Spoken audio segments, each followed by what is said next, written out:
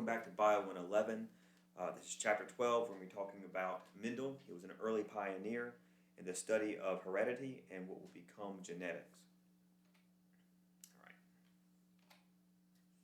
All right, so when we talk about the early days of genetics, we had a lot of misconceptions about how, I shouldn't say genetics, we didn't understand genes.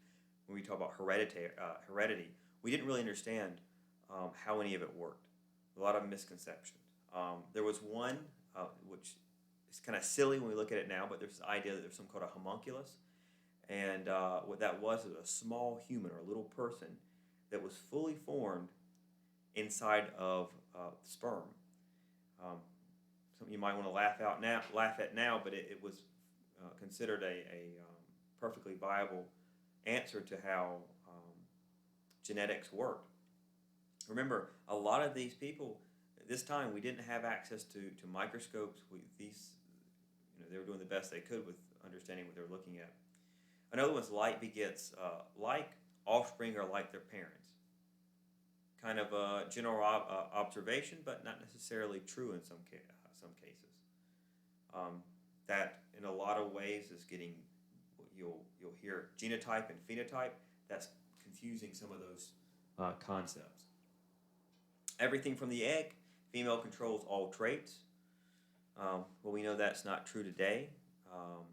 By the time there was a possibility, the female carries a child, so the mother has full control over the traits of the child. Also, there was the opposite of that, paternal heredity. Male controls all traits. Remember the little homunculus in the sperm, fully formed little person. You can imagine with that idea that there was no need for any information to be coming from the mother. Then there's the idea of blending inheritance. Offspring were the average of both parents. Kind of a simple idea, might make some sense, and we kind of see that happening in reality, right, with our modern understanding of how genetics works, but they didn't have a mechanism for how that might work. Inheritance of acquired traits, changes happening to parents can be passed on to offspring. This was an early form of trying to understand how things like giraffes gain long necks and things evolved, things changed to become better suited for their environment. That obviously fell out of popularity with Charles Darwin's theory of evolution when it became a dominant understanding of the way or explanation for the way life got the way it is. There are some interesting things at some point that might hint that there might be a little bit more to that. Something called epigenetics, not quite as extreme as earlier people thought that system would have worked, but there's some interesting stuff going on there with epigenetics. And pangenesis, the idea that particles called gemmules carry the traits we inherit. Kind of an interesting idea that in some ways foreshadowed our understanding of DNA and our discovery of DNA. So they were hinting at stuff. Remember, this is science, right? We're trying to understand how things work, and a lot of times, if you've got a black box, meaning you've got a box you can't see inside of, but something goes in and something comes out, you have to make guesses. You have to try to figure out what's the causal link between what you see going in and what's coming out, and that's what they were doing at the time. Getting new tools and having new ideas, being able to test these ideas and arrive at an explanation that works is something that we are lucky enough to have done for us. All right, we talked about the homunculus.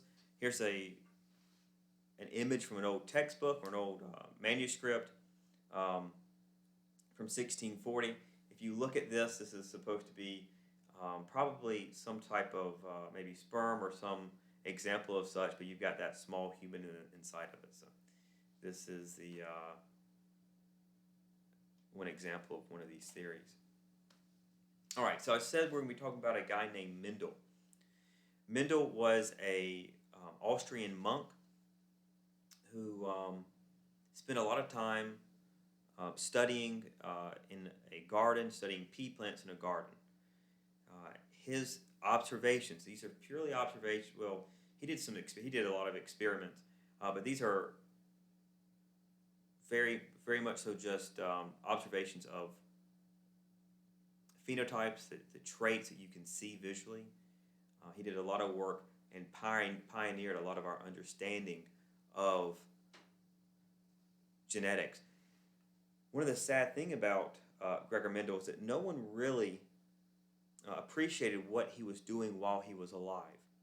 And in fact, many years later, his research is rediscovered, and it's only been much later after his death that he's really received the recognition that he deserves for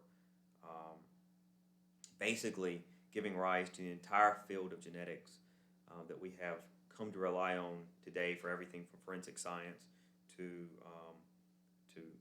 modern medicine, and what we will probably see in the future with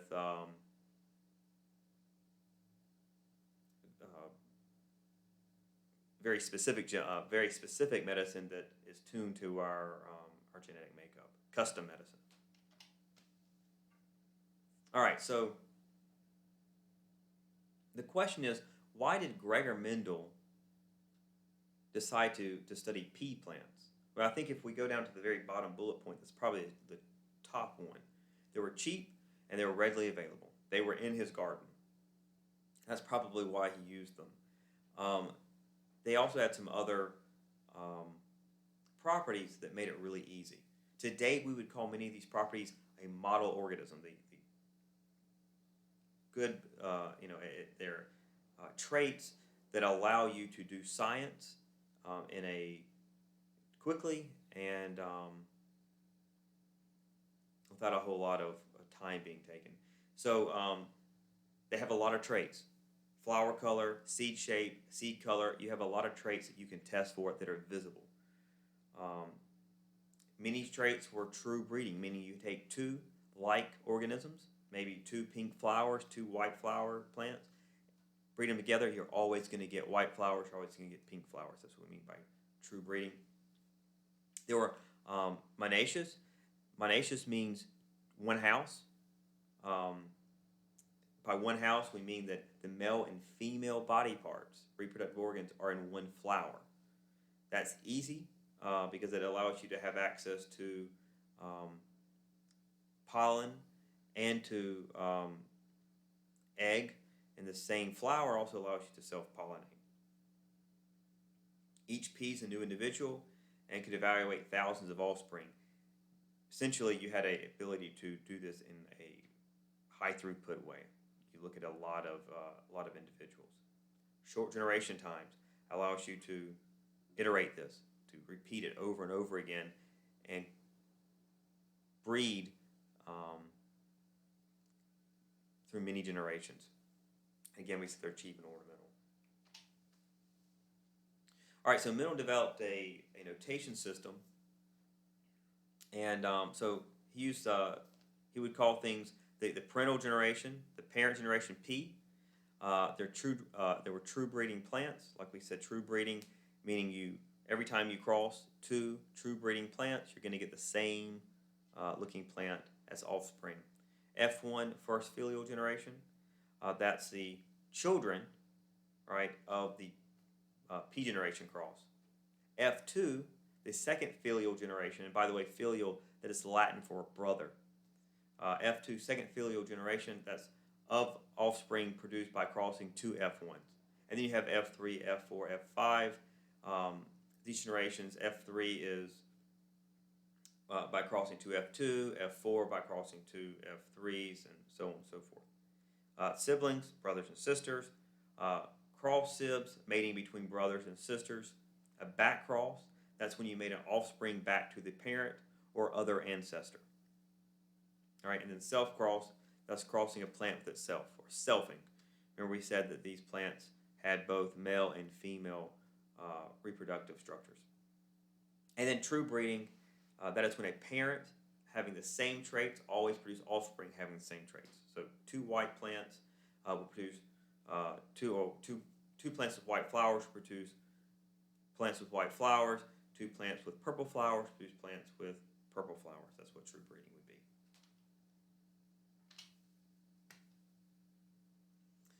All right. So we're looking at two true breeding parent generations. They cross them. They're both purple. Children are purple. The F2 are all purple. So everything you're going to do, you're always going to have purple flowers in this case.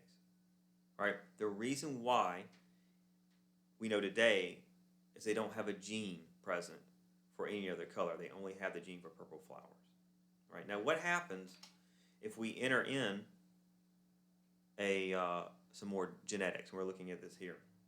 It's a monohybrid cross. And a monohybrid cross is when you cross two plants that only has one difference between the two. In this case, the only difference we're looking at are flower color. So we had a true breeding purple plant and a true breeding white plant. All right, purple flowers, white flowers. Now you cross them together. The first generation we see, now this is just an observation, first generation we see, they're both purple. All right. You take two F1s and cross them to get your F2s. Well, you see now, you see three purple and one white. All right. It turns out that we're going to see this 3-to-1 ratio coming back in and again many times when we look at genetics. All right. It tells us a good bit about the genetics of the two parents.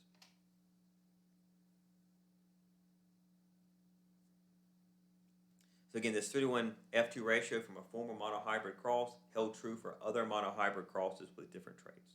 Right? Again, so if we looked at the color of the peas or the seeds, the offspring, if we looked at whether they were wrinkled or smooth, the height, it proved to be the same for any of those crosses. All right, so some conclusions from monohybrid crosses. So blending inheritance was not a viable explanation. So remember, blending inheritance, this is the idea that the mother and father's traits were kind of averaged out to produce the child trait, the offspring trait. If that were the case, instead of getting purple plants and white plants, we would get pink plants, right? Because purple and white, you're going to have some sort of like maybe a pink color, right? That didn't happen. Inheritance appeared to be particulate. What do we mean by that? The idea is that the traits are somehow being passed along in a particle or some sort of thing that can be handed over to the next generation. Or not handed over, right? For instance, we looked at this, these purple plants. They don't appear to be getting the whatever is making the other plant white, right? They don't appear to be getting it. So there must be something that's being handed down. Some versions of a trait seem to mask other versions of the trait. So we looked at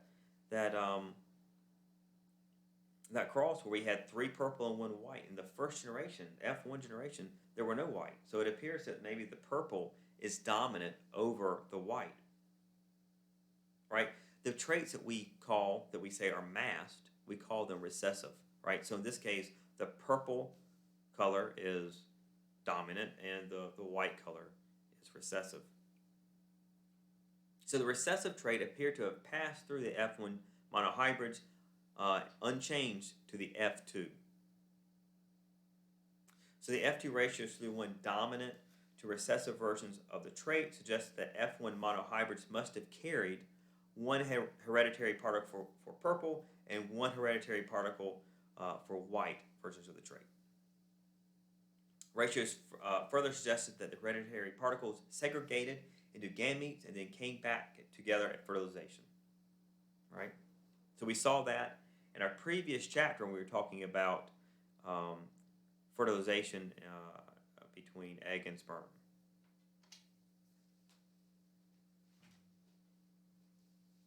All right, so question for you. Remember, Mendel, he's talking about these particles, genetic particles or hereditary particles, right? he had no clue about any of the things that you know about that you learned in the last chapter about DNA, about chromosomes. He knew none of that. Kind of gave it away. What do you think those particles turned out to be? What do you think about that? All right, so we talked about what Mendel called many of these things, but we have some modern terms. A trait that's a characteristic like flower color, eye color, so forth. Phenotype, I've used this word already. That's a characteristic version of a trait we actually see.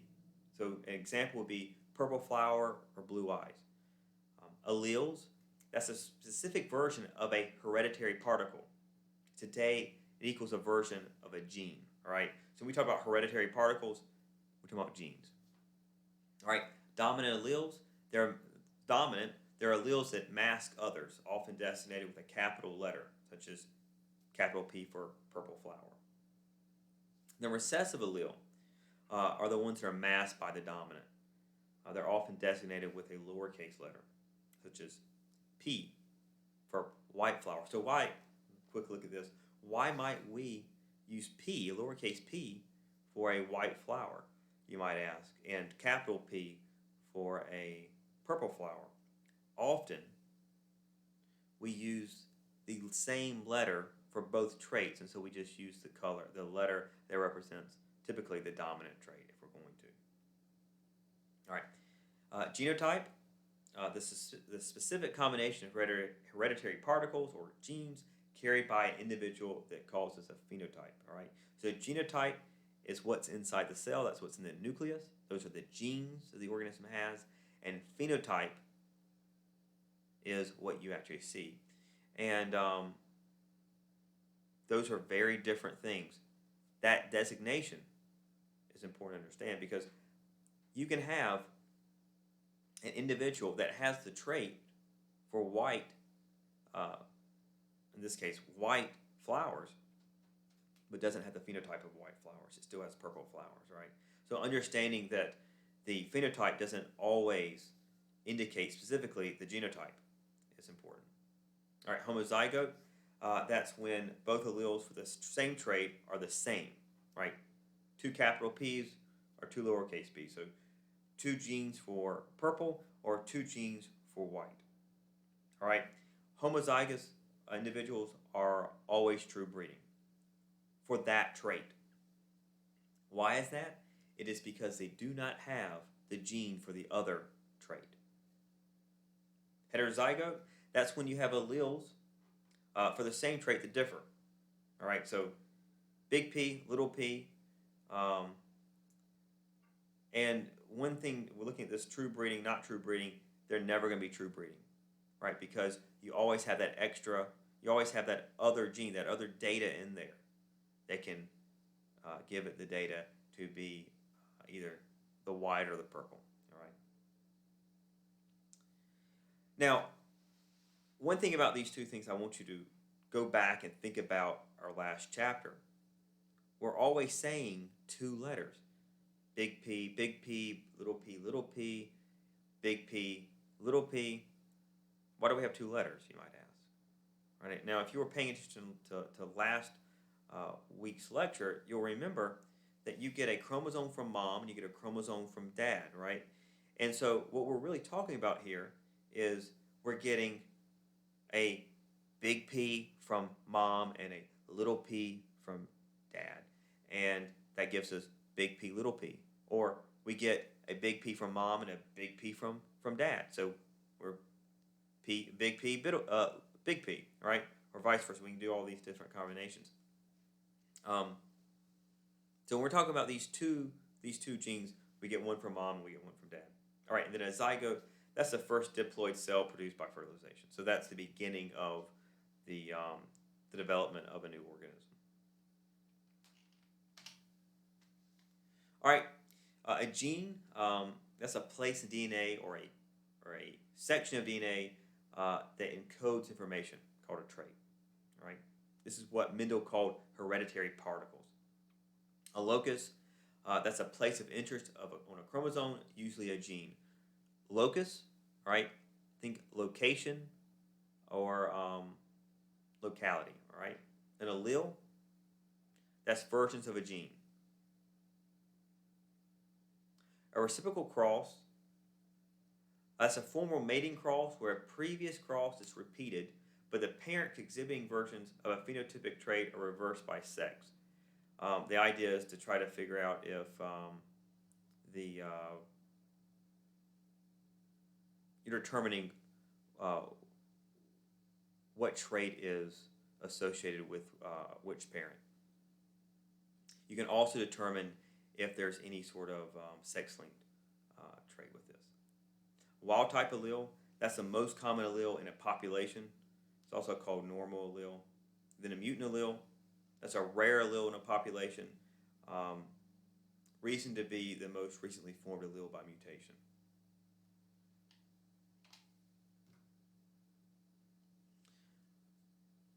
All right, so we looked at monohybrid crosses earlier.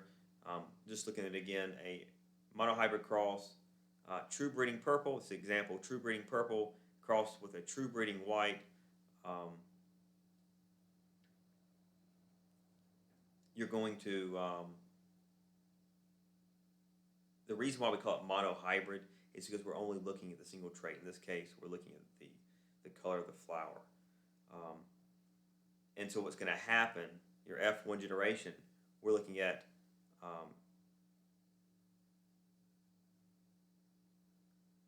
that generation, they've got a big P from one parent and a little p from the other parent, right? They had no chance of getting two big P's or getting two little p's. But remember, the big P's dominant and it masks the little p, and so they're always going to look the same, right? They're going to have the phenotype of the purple plant of the dominant gene. Now, the next generation, it happens to be that there is a chance that you get a big P from mom and a big P from dad, or there's a chance you get a little p from mom and a little p from dad. In the case of getting the two little p's, right, that makes it a white flower plant, right, because you don't have the big P to mask, the dominant allele to mask the recessive white allele.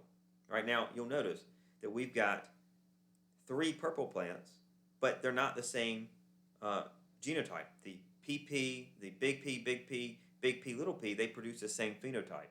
All right, so this is an example of genotype and phenotype not mapping to the same things, right? All right, one phenotype, two genotypes. And again, when we talk about genotype, we're talking about these genes that we're looking at. Big P, little p. All right, so Mendel came up with a few laws or conclusions from his experiments. First one is that hereditary is particulate. Each true breeding plant, a parent carries two hereditary particles for each trait, one from mom, one from dad. Particles come apart during gamete formation, such that each parent passes only one particle from the other of a pair into each of their gametes. So we're looking at separation of these genes. We saw this during meiosis, right? And then we saw it again, them coming back together, recombining during fertilization, right? So to test this hypothesis, he reasoned that each F1 monohybrid should have one of each of both types of hereditary particles, and he devised a formal test cross to prove it. It also became a useful means of detecting unknown heterozygotes. All right. So he began with the true breeding parents. Purple plants both have big P. The white plants, the white flower plants have little p. Breed them together, you get the F1 generation. Right. The next one.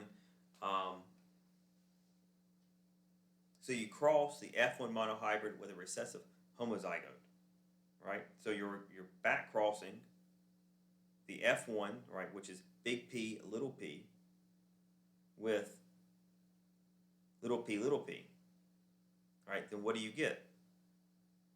You get a ratio of 1 to 1, right?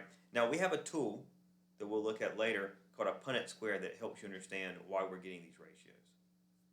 All right, so that's it for section 1. We'll look at section 2 in the next video.